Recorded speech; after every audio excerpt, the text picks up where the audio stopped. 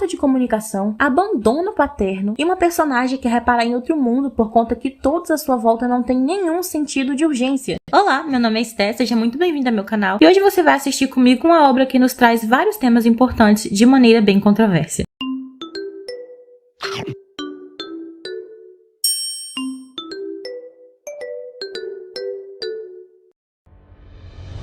Lançado em 2013, Reino Escondido é uma animação da Blue Sky, o mesmo estúdio de A Era do Gelo, que conta a história de Maria Catarina, uma adolescente que acaba descobrindo um reino escondido por acidente e que fará tudo para salvá-lo. Eu assisti esse filme algumas vezes mais nova e apesar de gostar dele no geral, eu nunca percebi como esses personagens são completamente inconsequentes. O filme abre com um monólogo da protagonista, narrando sobre a luta infinita entre as forças do bem e do mal na floresta, e que se é possível ver a existência de criaturas se prestarmos atenção. No mesmo instante, passa um beija-flor sendo perseguido por 2 corvos e a movimentação acaba acionando câmeras que há nas árvores na floresta, manda um sinal e nos é apresentado um homem bem atrapalhado que usa várias ferramentas, chamado Senhor Bomba, que é um cientista e pai da nossa protagonista, que começa a seguir esse movimento e em meio à confusão acaba que o beija-flor cai, o pai da protagonista pega e percebe que nas costas dele tem uma selinha e nesse momento tudo que eu queria era poder dar uma volta de beija-flor. E quem estava montado nele era o Nod, um novato do exército dos Homens-Folhas,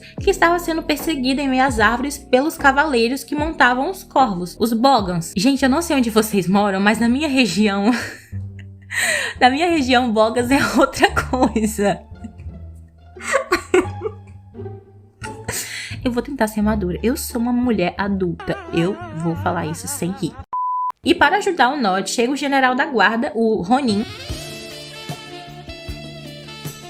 E ali nós percebemos que eles funcionam como se fosse um pequeno exército, literalmente, que zela e cuida da floresta. A cena vai para a nossa protagonista, chamada Maria Catarina, ou MC, onde ela está toda triste dentro do táxi, pois a mãe faleceu e ela vai ter que morar com o pai. Só que eles não são nada próximos. Mais uma que sofreu com abandono paterno. Não se preocupe, 90% da população brasileira está com você.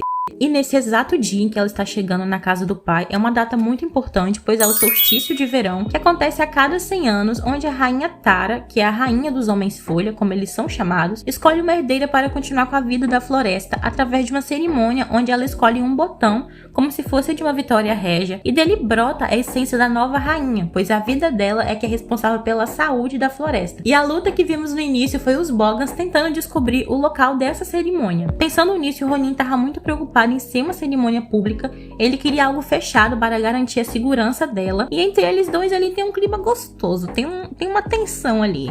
Tem outra coisa que começa com T também. E a rainha, mesmo sabendo que é perigoso, ela fala que não, que todos precisam estar presentes, porque ela tem que sentir o botão. Poxa, mas todo mundo tem que estar ali pra tu sentir, minha filha? Porque quanto mais gente, mais difícil de esconder e controlar uma cerimônia. Início, Ronin acaba cedendo porque ela é uma gata e sorri pra ele. E eu fiquei triste assistindo porque ela já é rainha há muito tempo. Há quanto tempo que ela tá dando em cima desse véi? Deixa de ser molenga. Do lado sombrio da floresta, os Bolans eram comandados pelo Mandrake, que tem o poder do apodrecimento. E essa data é a chance dele conseguir ter mais território, porque tudo que eles destroem, a rainha faz brotar. Então, para conseguir avançar, eles precisariam dar um fim nela antes dela escolher um botão. Voltando para nossa ruiva, nós descobrimos que os pais da Catalina haviam se divorciado por conta da fissura dele nesses homens pequenos, que ele abandonou a carreira e o casamento dele para tentar encontrar esses homenzinhos, mesmo nunca tendo visto um. Ele destruiu o casamento, ficou longe da filha por conta de homem pequeno. Isso me irrita! Isso me deixa nervoso. Aí tem um cachorrinho muito fofo chamado Ozzy, que é velho e só tem 3 pernas. Sendo ali uma pessoa mais direta, ela deixa claro que não quer que ele perca mais tempo da vida dele fazendo aquilo, que ela quer que ele tenha uma vida normal, ou ela iria morar sozinha. Aqui eu percebi que ou ela é muito boazinha, ou eu que sou podre de espírito, porque ela não demonstra nenhuma mágoa por tudo que aconteceu. Ela apenas quer tentar viver bem com ele, e o professor explica pra ela que ele não possui nenhuma foto nítida desses homenzinhos, porque eles são muito rápidos e vivem uma velocidade diferente, igual as moças. moscas e que para eles nós somos muito lentos. Ela só acha aquilo muito absurdo, você tá louco, seu velho, e tenta trazer ele pra realidade, mas no meio da conversa o pai dela recebe um sinal das câmeras e deixa ela sozinha e sai correndo. Minha filha toma a iniciativa de ter um relacionamento comigo, mesmo eu não tendo ido atrás dela por vários anos, e é claro que a melhor decisão é ir pro meio da floresta caçar gente minúscula. É assim que mulheres casadas com gamers se sentem quando você pede o divórcio há 3 dias, mas ele fala que a partida é online e não pode parar. Já na cerimônia, todos da floresta iriam ver a rainha escolhendo o botão, e tem até uma florzinha que fala que o sonho dela é ser rainha. Nessa hora eu me identifiquei porque eu lembro que quando eu era pequena meu sonho era ser a Barbie de A Princesa e a Plebeia, mas eu tenho certeza que eu seria empregada, e confesso que eu achei muito mais justo escolher alguém assim do que passar o poder de pai pra filho. Talvez a rainha até passasse se o Ronin tivesse ajudado. A Tara escolhe o botão e as cenas começam a se intercalar, mostrando a Catarina indo fugir de casa porque ela percebeu que o pai não iria mudar e que ela não quer passar o mesmo que a mãe dela passou. É bem melhor viver de pensão do que ser acordada às 4 da manhã porque seu pai ouviu um barulho no meio do mato. Acho que se ele fosse alcoólatra, ela sentiria mais orgulho. Mas quando ela abre a porta, o cachorro de 3 pernas acaba fugindo pra floresta e ela vai puta atrás dele porque perdeu o pai, tudo bem, mas o doguinho jamais. Após o botão ser escolhido, o Ronin percebe que há Bogans infiltrados na cerimônia, então começa uma guerra para tentar impedi-los de pegar a rainha, e de acordo com que ela vai fugindo, o tempo muda, começa a ventar e o céu escurece, e a Catarina tá lá caçando a merda do cachorro cego dela. A vontade de rir é grande, mas a de chorar é maior. Mesmo com a proteção do Ronin, a rainha acaba sendo atingida por uma flecha e cai no chão, bem no pé da MC. E em um ato de desespero, a Tara beija o botão e entrega para a Catarina. E isso acaba fazendo ela encolher. Então a rainha pede que ela leve o botão para Ningalu, pois o botão era a vida da floresta. A rainha falece no colo do Ronin e o objetivo passa a ser levar esse botão para esse sábio. Mas para isso eles precisariam de um piloto bom de pássaro. Então eles vão atrás do Nod, ou como eu apelidei, Soluço dos Pássaros, para ajudar a levar o botão em segurança. Uma adolescente. Mas ok. O pai dela chega em casa todo animado, mas fica todo depressivo quando lê um bilhete que ela deixou antes de sair, que iria embora. Quem diria que deixei minha filha aqui, uma pessoa que eu não tenho nenhuma conexão, falando sozinha, e ela acharia que o nosso relacionamento não daria certo. O que eu fiz? Nossa, eu não sabia o que eu fiz, eu preciso saber o que eu fiz pra não fazer mais. O nosso grupinho, composto por 2 homens folha, uma garota, um caracol e uma lesma, que são responsáveis tecnicamente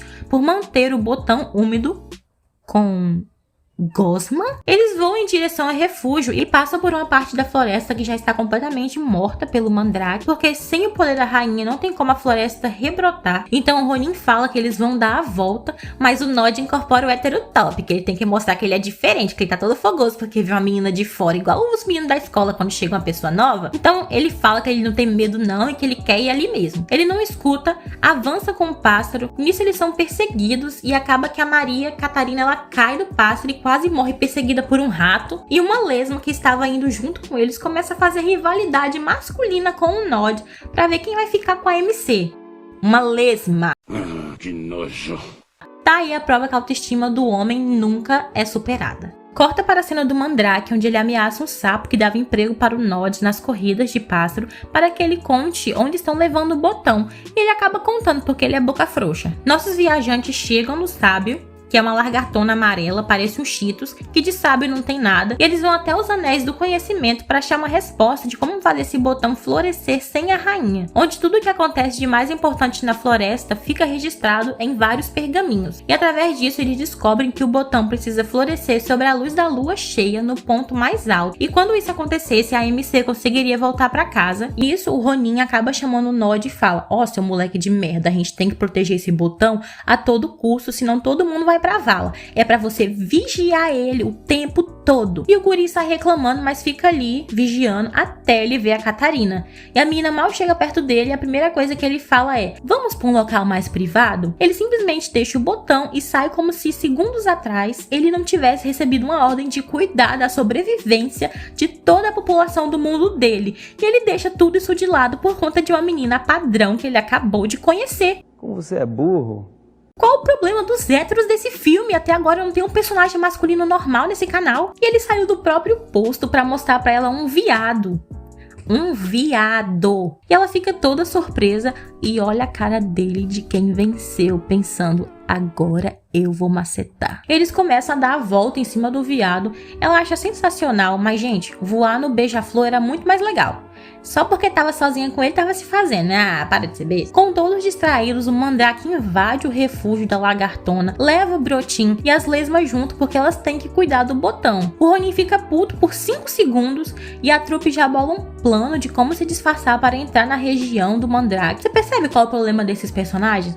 A rainha morreu por falta de sentido de urgência e agora todo o universo deles corre perigo pela mesma razão. Os personagens não tratam o que acontece com seriedade que é necessário, fora que eles têm um exército gigantesco e um general com anos de experiência decide entrar no lado inimigo com 2 adolescentes. Esse é o pior tipo de general que eu já vi, que bom que pelo menos ele é gostoso. Então o plano é entrar na casa do pai dela e pegar algumas partes do uniforme de Bogans que havia lá que o pai colecionava. E quando ele chega na casa do Sr. Bomba, ele tá lá todo borocochô porque a guria foi embora. Rapaz, a pessoa que escolheu casar com você foi embora. Imagina a sua filha. O Ozzy acaba vendo eles e o pai da Catarina rapidamente esquece que ele tava triste por ser o pai ausente e sai correndo atrás dos bichos e desmaia quando vê que a filha dele tá em miniatura. Ela dá um beijinho na testa dele. Eu confesso que nessa hora tinha um olho na minha lágrima, porque no final tudo que ela queria era que o pai não desperdiçasse a vida com algo fútil e eles começassem um relacionamento. E por um lado eu entendo o sonho do pai dela. Quem define o que é fútil pra nós? Somos nós mesmos. Por exemplo, eu tô aqui na internet falando aleatoriamente,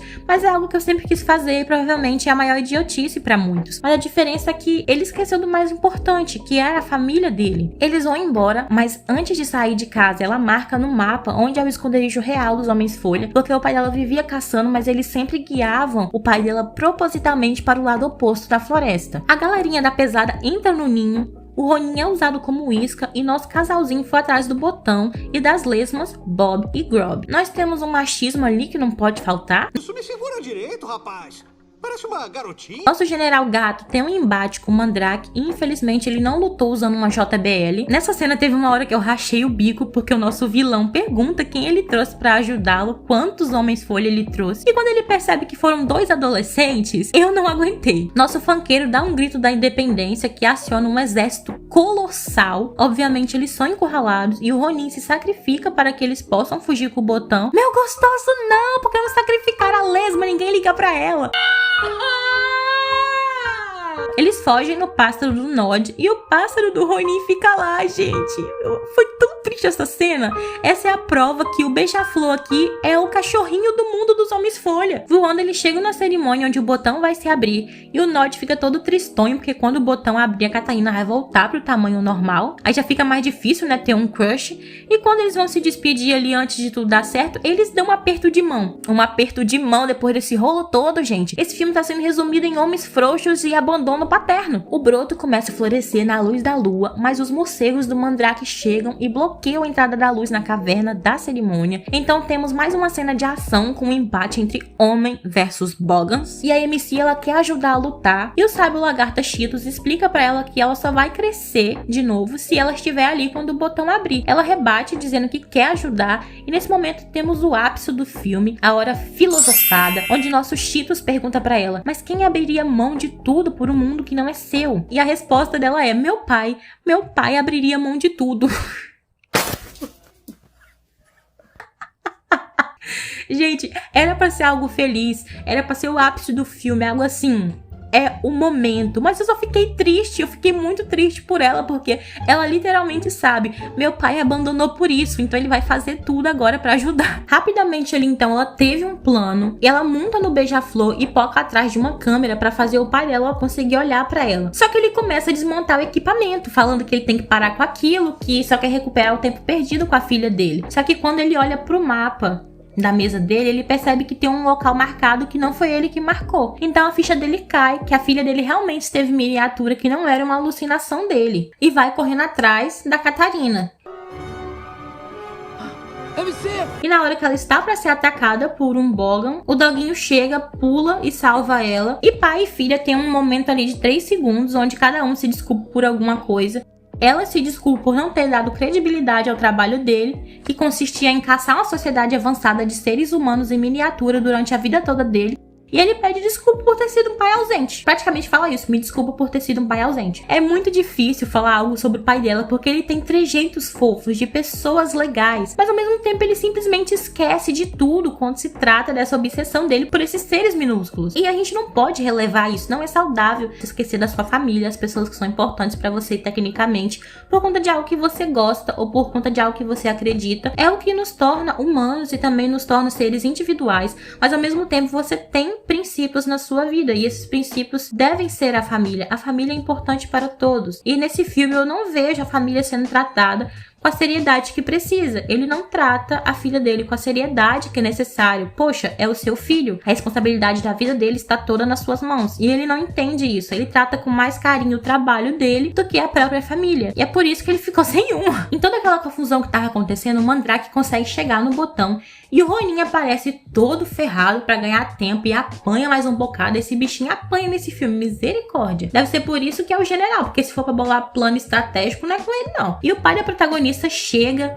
e ativa a frequência que atrai os morcegos e absolutamente do nada, os morcegos correm atrás dele e o Mandrake é nerfado. Ele usou todo o poder durante o filme e agora na hora de lutar, o Ronin e o Nod simplesmente conseguem ganhar dele. Ele esqueceu que tem poderes, o que dá tempo do botão abrir e uma magia que é liberada acaba jogando ele pra longe e ele petrifica dentro do tronco de uma árvore.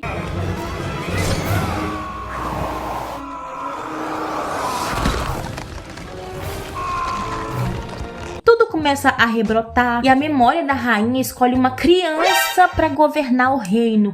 Eles estão em um pós-guerra, vai ter reembate ainda, com certeza, mas eles escolhem uma criança pra governar. Aquela florzinha do começo do filme que falou que queria ser a rainha, gente, aquela menina deve ter 12 anos. E essa cena aqui eu amei. Eu adoro esse sorriso.